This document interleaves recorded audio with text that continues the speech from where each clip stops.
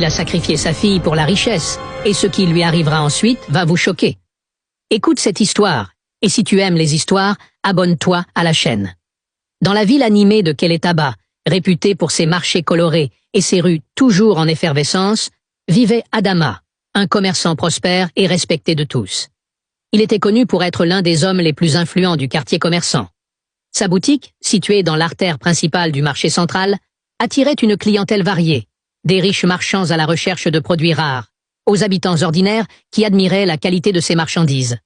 Adama vendait de tout, épices exotiques, étoffes somptueuses, bijoux artisanaux, et même des produits importés de contrées lointaines.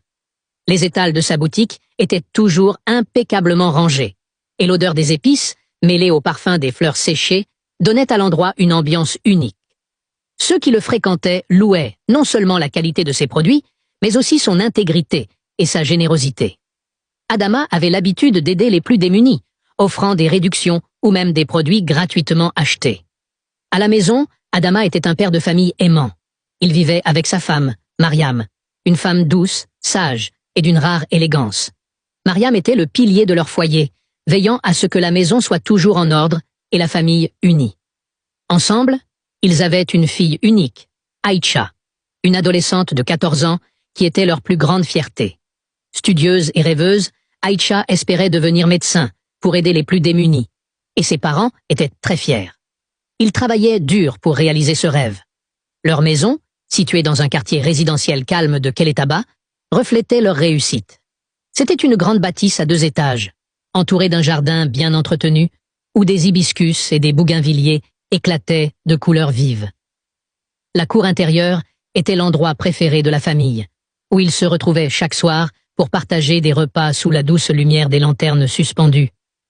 Adama aimait ces moments d'intimité familiale, loin des bruits du marché, où il pouvait écouter les rêves de sa fille et les sages conseils de Mariam.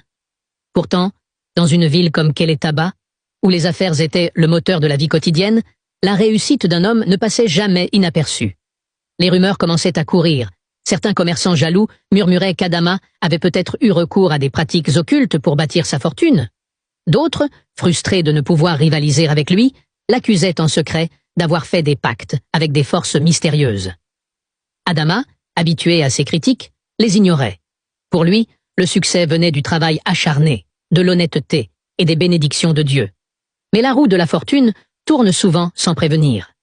Lentement, les affaires d'Adama commencèrent à stagner.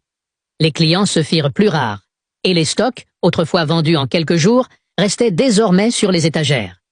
Le marché central